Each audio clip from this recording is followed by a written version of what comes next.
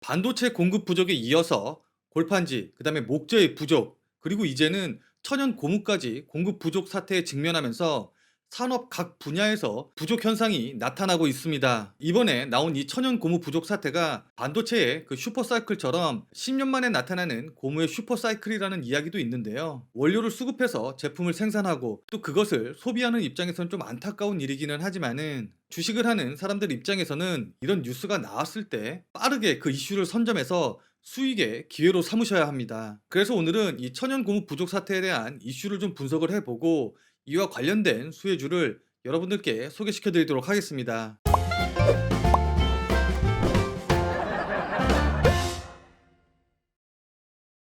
안녕하십니까. 근본있는 투자생활 근투생의 김민우입니다. 이런 뉴스를 봤을 때 우리가 제일 먼저 생각해야 되는 부분은 이 이슈가 한번 반짝하고 끝날 뉴스인지 아니면 지속적으로 시장에 영향을 주는 그런 뉴스인지를 확인해 봐야 된다는 것이겠죠. 자, 그럼 천연 고무 부족 사태는 일회성 호재일까요? 아니면 지속 가능한 호재일까요? 자, 그럼 수요와 공급 두 가지 측면으로 나눠서 생각을 해보도록 하죠. 자, 우선 공급 측면에서 좀 살펴본다고 하면은 태국과 말레이시아, 그 다음 인도네시아에서 세계 천연 고무의 약 80%를 생산을 하고 있는데, 이 지역에서 고무나무 질병이 발병을 해서 이로 인해서 경작지가 감소를 하였고, 또 코로나 사태 이후에 동남아 각국에서 방역 조치의 일환으로 고무 농장을 대거 폐쇄한 것이 영향을 주었습니다. 거기다가 중국에서 사재기를 함으로써 국제 천연 고무 가격이 작년 대비 약 40% 이상 급증하는 모습을 보여주었습니다. 그 다음으로 수요 측면에서 좀 살펴본다고 하면은 코로나 사태가 회복되는 과정에서 글로벌 물류 이동이 증가를 하였고,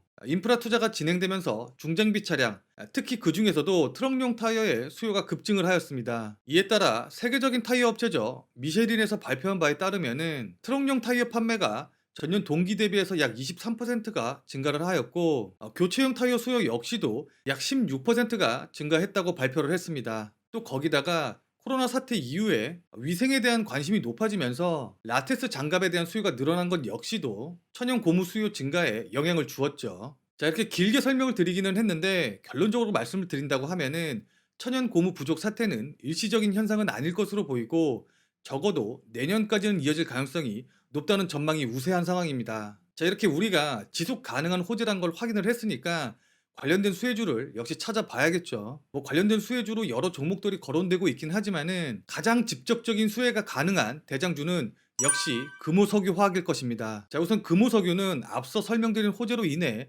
사상 최대 실적이 예상이 되고 있는데요. 동사는 글로벌 MB 라텍스 시장에서 점유율 30%로 세계 1위를 기록을 하고 있고, 또 거기다가 타이어에 쓰이는 범용 고무도 생산을 하고 있기 때문에 직접적인 수혜가 가능하겠죠. 또 거기다가 도료 시장의 수요 급증으로 인해서 에폭시 수지의 가격 역시도 상승을 하고 있기 때문에 이에 대한 모멘텀도 추가적으로 받을 수 있을 것으로 보입니다. 또한 금호 리조트와 또 아시아나 CC의 인수로 인해서 코로나 사태 이후에 모멘텀까지도 확보를 해놓은 상황입니다. 자, 근데 차트를 보시면 아시겠지만은 이미 직전 고점 부근까지 상승을 하면서 이런 기대들이 이미 어느 정도 선반영된 모습을 확인해 볼 수가 있을 것 같은데요. 자, 그럼 지금 이 가격대에서도 추가적으로 상승이 가능할까요? 아무리 가격이 많이 올랐다고 하더라도 추가적으로 상승이 가능하다고 하면은 지금 자리에서도 매수가 가능하겠죠. 자, 물론 저점 대비해서 큰 폭의 상승이 나와서 가격적으로 좀 부담이 되는 상황이긴 하지만은 개인적으로 봤었을 때는 지금 가격대보다 충분히 추가적으로 상승이 가능하기 때문에